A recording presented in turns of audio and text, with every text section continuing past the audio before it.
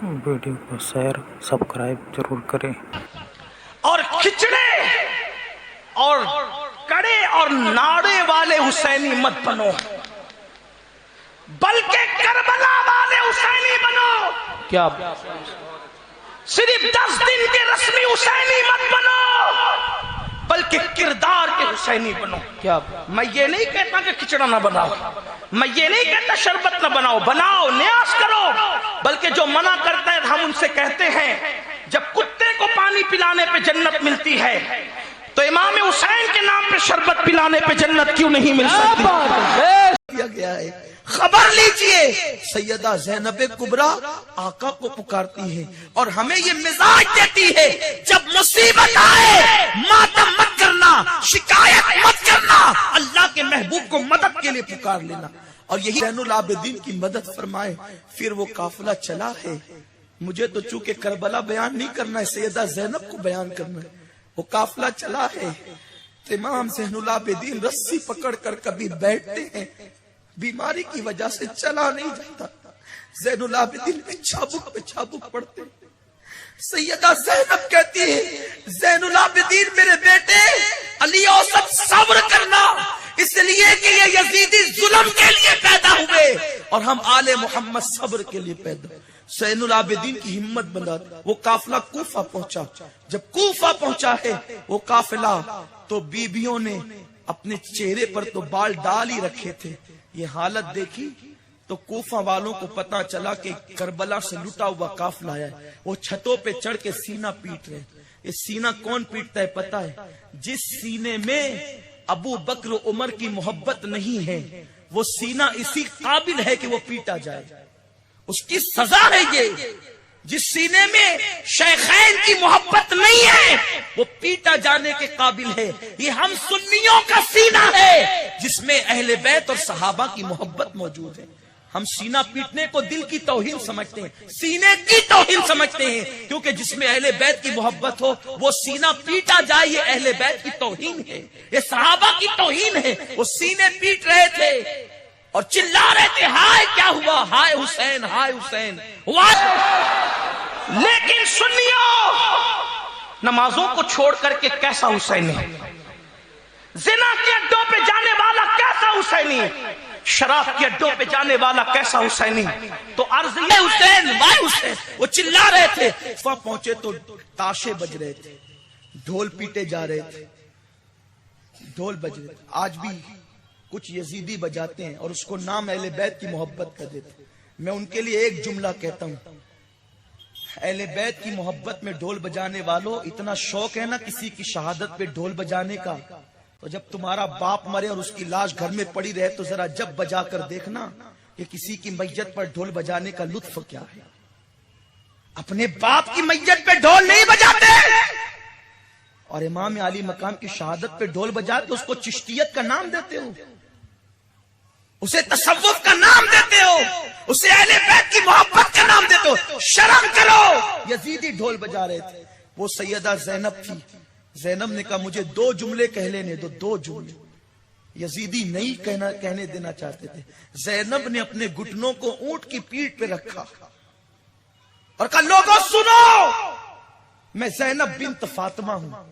पूरे कूफा की गलियों में सन्नाटा छा गया। और उसके बाद ज़ैनब ने कहा खुशियां मना रहे हो, ढोल बजा रहे हो, और ए मातम करने वालों तुम मातम कर रहे हो। गम और खुशी का मिला जुला माहौल और अहले बैत का काफिला है।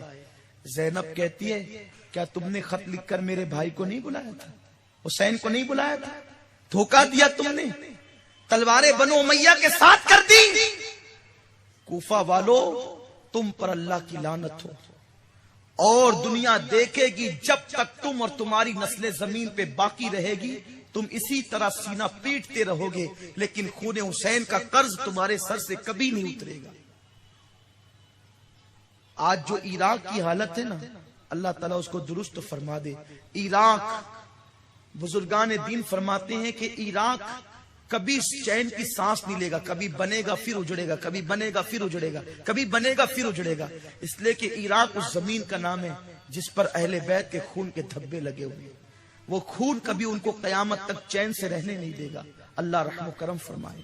یہ حال ہے. رضی اللہ تبارک و تعالی عنہ. کسی نے کہا حضرت جابر آپ کے نانا کے صحابی ہیں, اسی محلے میں رہتے ہیں. کہا میں اپنے نانا کی صحابی کو دیکھنا چاہتا ہوں, زیارت کرنا چاہتا ہوں. ان سے کہو اگر وہ اجازت دے تو میں آ سکتا ہوں. اجازت ہے, آ سکتا ہوں.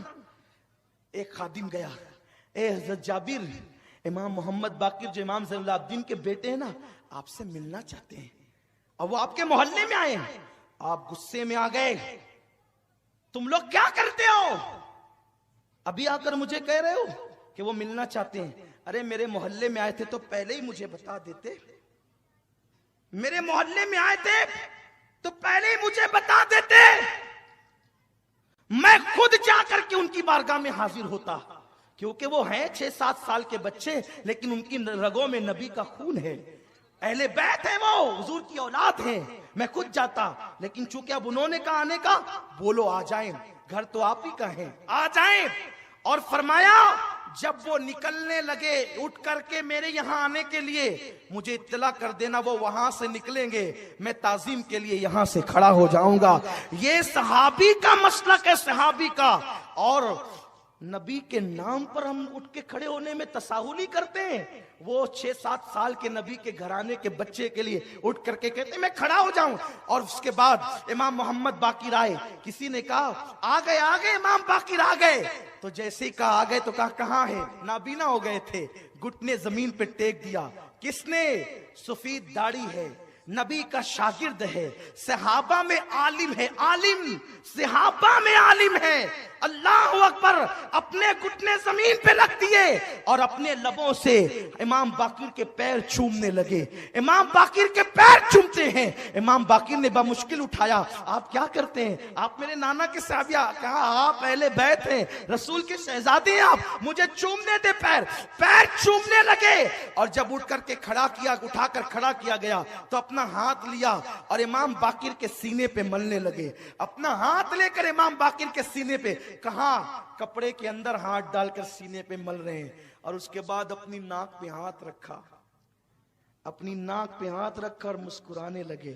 اس لیے کہ جو عاشق ہوتے ہیں ان کو نبی کی اولاد کے خون کی خوشبو آتی ہے. ایمان ہو تو ناک ہو نا, خوشبو. امام اہل سنت کو آئی تھی نا, آپ نے وہ ہماری شرط یہ ہے, ختم ہو جائے گی گفتگو. سینے پہ ہاتھ ملا. کس نے؟ جابر. لمبی عمر دے گا, لمبی عمر دے گا اللہ تجھے, اتنی لمبی تو میرے حسین کی جوانی دیکھے گا, اس کی شادی دیکھے گا, پھر اس کا بیٹا زین العابدین دیکھے گا, اور اس کا بیٹا محمد باقر پیدا ہوگا, اس کو بھی تو دیکھے گا. تیری عمر اتنی لمبی ہوگی, اور ایک دن میرا باقر تیرے گھر آئے گا. او جابر, میں تو آتا رہا ہوں, میرے بیٹے کے بیٹے کا بیٹا بھی تیرے گھر آئے گا. اللہ تجھے اتنی لمبی عمر دے گا. جب محمد باقر آئے گا نا تیرے گھر پہ, تو اس کے کان میں میرا سلام کہہ دینا کہ تیرے نانا نے باقر تجھے سلام کہا ہے, تیرے نانا نے تجھے سلام کہا ہے. تو کہا میں بہت بے فکر تھا کہ مجھے موت نہیں آئے گی, نہیں آئے گی, نہیں آئے گی, نہیں آئے گی. کیوں؟ اس لیے کہ میرا ایمان ہے جب تک باقر میرے گھر نہ آئیں گے, رسول نے کہہ دیا کہ باقر گھر آئیں گے, تو جب تک باقر گھر نہ آئیں گے اس وقت تک مجھے موت نہیں آئے گی. اے میرے شاگردو, اب میرا کفن تیار کر لو, اس لیے کہ میں نے نبی کی امانت آل نبی تک پہنچا دی ہے, اب مجھے بہت جلدی موت آنے والی ہے. صحابی ہو کر نبی کے بچوں کی اتنی تعظیم کرتے تھے. ارے باقر کی اتنی تعظیم کرتے ہیں, امام حسین سامنے آتے ہوں گے. یزید کو تو برا صرف مورخین نے کہا ہے, محدثین نے نہیں کہا. میں نے کہا رسول اللہ نے کہا ہے. پچھلے مورخین نے صرف وہ تو انہوں نے حضور سے سن کے کہا ہے, حضور علیہ السلام کو پڑھ کے کہا ہے, ورنہ یزید کی کوئی حیثیت نہیں ہے. یزید پلید کی حیثیت کیا ہے؟ لوگ کہاں اس کو کھڑا کرتے میرے امام کے سامنے. ارے کبھی اللہ اکبر کسی چمار اور کسی بادشاہ میں بھی مقابلہ ہوتا ہے. کہاں حسین, کہاں حسین مرتبوں کی انتہا پر. میں حسین کو عرش